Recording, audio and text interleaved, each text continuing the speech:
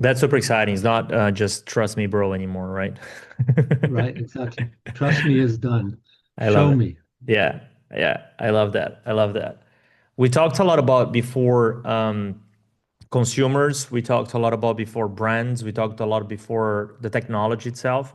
One thing we haven't mentioned, which is obviously a huge part of fashion and many other industries, is sort of like that influencer, thought leaders, celebrities, creators, however you want to label that, right? And obviously, that plays like a gigantic role within purchase decision making today.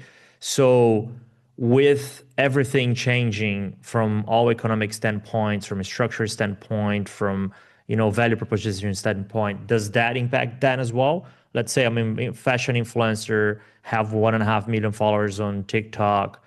Do I benefit from it as well as if I will be a fashion influencer in a very niche community with 500 followers on Instagram? There's a gap. There isn't. Who benefits from it? Hmm. Should I take that?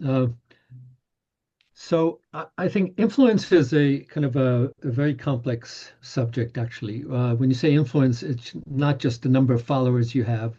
Right. It's the ability to drive some conversion or some activity through to your followers. And that is a little more complex than just a number of followers, which was always the basis for paying influencers. Or you have 1 million followers, there you go.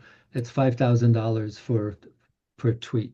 Right. Uh, we are not looking at it from that perspective. We are looking at results. You drive results, you get compensated. And in that sense, it doesn't matter so much if you have 1 million followers or 10,000 followers or 1,000 followers.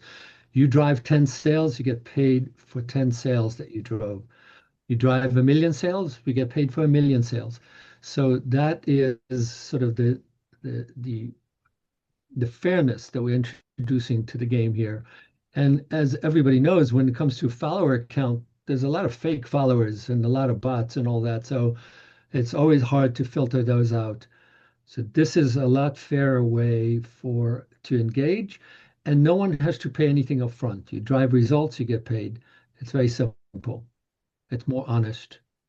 And I think one of the interesting things about what Alan's just said as well, it reflects the way the world is evolving. So we're seeing many more micro communities, smaller communities, often on peer-to-peer platforms, Telegram being an example, where the engagement level of the community and the trust within that community, although they're smaller, is much stronger. And actually, the fashion is one area where this is goes really deep. Music again is another area, and it's really how do you get to those not just micro communities but micro influencers who have a great sway in that group.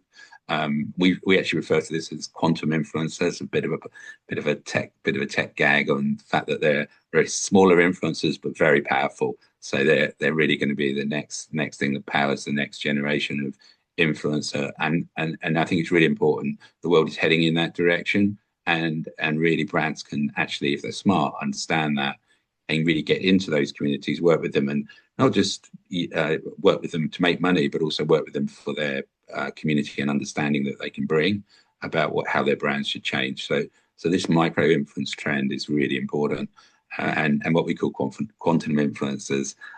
We hope is going to be quite a big thing because it really can make a difference to the future of a brand and its profitability. So a lot more to come in that space, but really important that influencers, almost the nature of an influencer, is changing from that traditional world.